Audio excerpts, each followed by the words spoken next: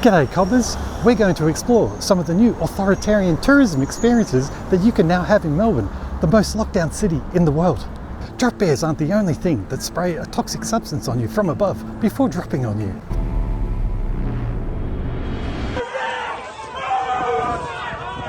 Forget adrenaline rushes with deadly Australian animals. Just come to one of our protests. If you make it to one of our protests, you'll see senior constables goading unarmed protesters. One country! One country! Here we go! One country! Oh my fucking god, he's got a gun, he's got a gun! How exciting! Get pepper sprayed right in the face while drinking one of our famous Melbourne coffees. Get flipped to the ground. Receive a gun butt to the back or a knee to cave in your ribs. Or be shot at with only slightly lethal bullets. Then take home a rubber bullet as a souvenir. After you've lined up for 4 hours at the Melbourne Town Hall for your COVID test, you can go tourist shopping. While tourist shopping, enjoy the abandoned city feel as you constantly walk past for lease signs on empty shops.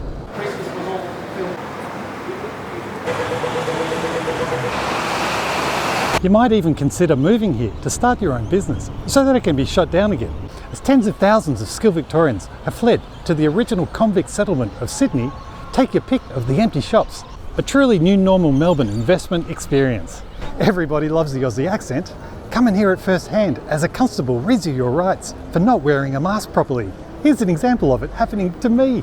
So I'll give you a question. You don't have to say or anything, say or do anything. Anything you say or do, maybe give it an evidence. We love jokes in Australia. You know, it's not time to make jokes. And if you're really extreme, give some flowers to the cops. Give these to the coppers and just say, I hope we can remain in peace together.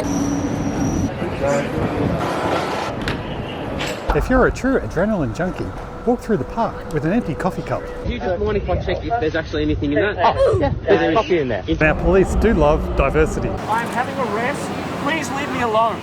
Why does this lady tell us to go back to our own country? You said go back to your own country.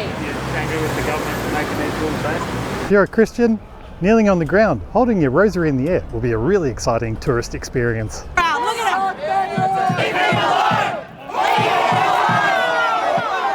Get some tourist snaps on the steps of Parliament and join in on extremist chants such as freedom, freedom, or human rights matter. Freedom! Freedom! Freedom! Freedom! Human rights matter! Human rights matter! If you're a political dissident, you might even become one of Melbourne's most wanted, just like the old convict days.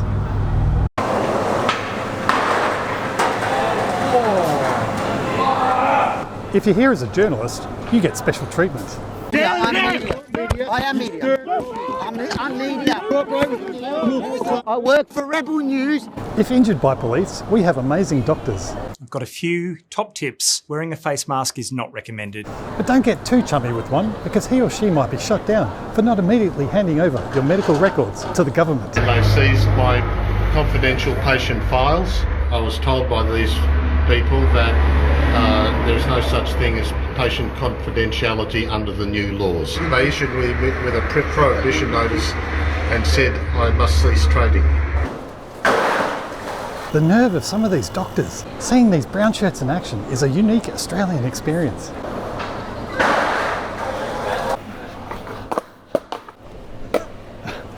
Thanks, man. That's awesome. Thank you. Keep going.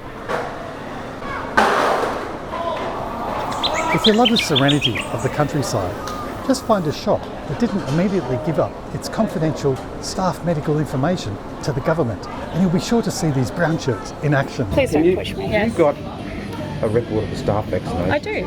They wanted to see private medical information of my staff. Said that they didn't need a warrant. $5,400. Yeah, the prohibition notice could fine me $21,400.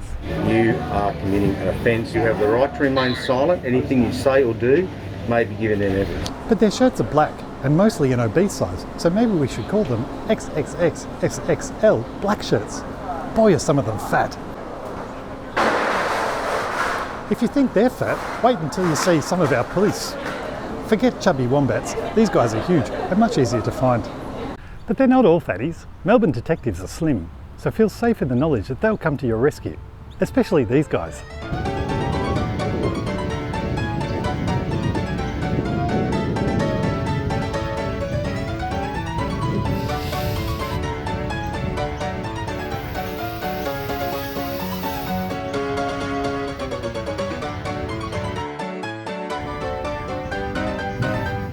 But do watch out for extremists and neo-Nazis at the protests. But the vast majority of them were like people I don't know, like from neo-Nazis. These bizarre right-wing networks. People wearing neo-Nazi insignia and stuff, chucking Nazi salutes. Those fringe, hard-right, violent members are coming in and kind of... Yeah, it's just a forum, isn't it? Here's one extremist. Say no to pineapple on pizza. I vehemently disagree with that one. And an actual neo-Nazi I spoke to at a protest. What's your tribe? Mirrawong. And they're talking about the neo-Nazis and that. Well, I tell you, we've got a lot of diversity right here, mate. Yeah, what kind of diversity are you seeing? I'm seeing Afghan, Eastern Middle appearance here, New Zealand, Asian. Everyone's coming together. You could tell they were extremists because of the way they sang their national anthem and conducted a minute's silence for the fallen soldiers.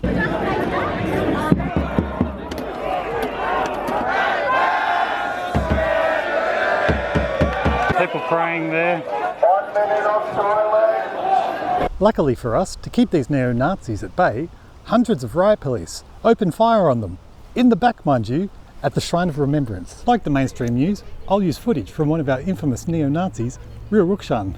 People's hands are up, no one's wanting a fight. They're shooting towards the shrine of the protesters. This is fucking Australia!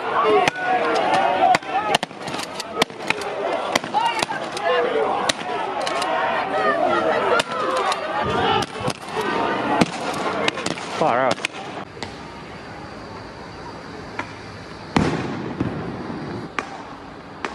Anzac Day at the Shrine is very special. Our state premier, aka state governor, thinks so too.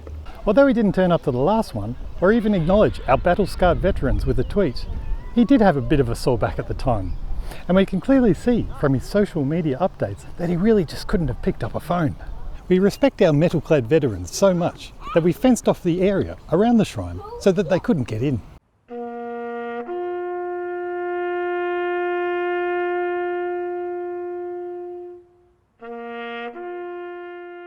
After visiting the shrine, head to the beach.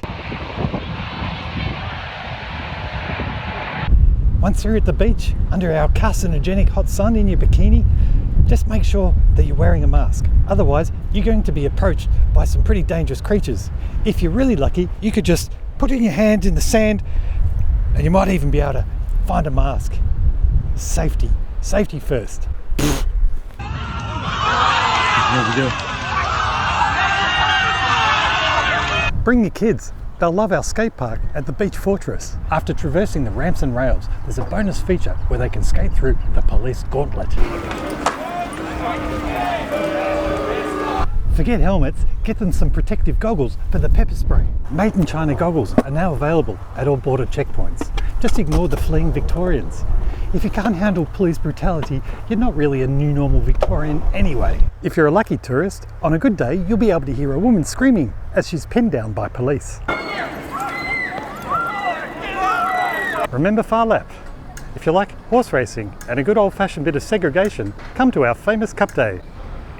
Cup Day in 2020 was very cool. Right here in front of Parliament House, roughly 400 police helped roughly 400 protesters socially distance by kettling them in like sardines before arresting them all. So they're just arresting people one by one now. They're coming in with their group of 6 big men and picking out one. Grandparents arrested, parents arrested, kids pepper sprayed.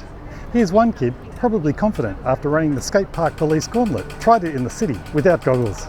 If you've had your 6th booster, watch some sport at an Aussie pub while enjoying some of our segregated dining.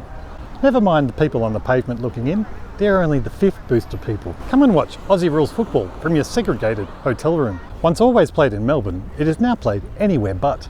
And our police love a bit of beach football. The Australian Open is pretty cool. Audience participation is a must, especially when you're asked to thank the Victorian government. And we know how you Americans would love nothing more to watch a 12-day match of cricket, but do watch out for the neo-Nazis. Oh my god.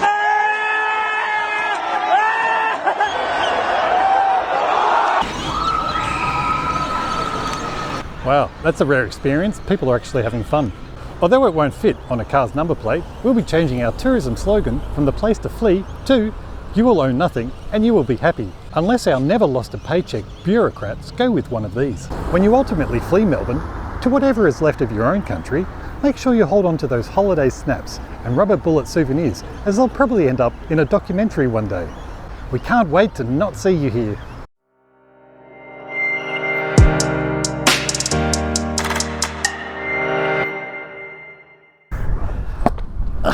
Sorry, mate.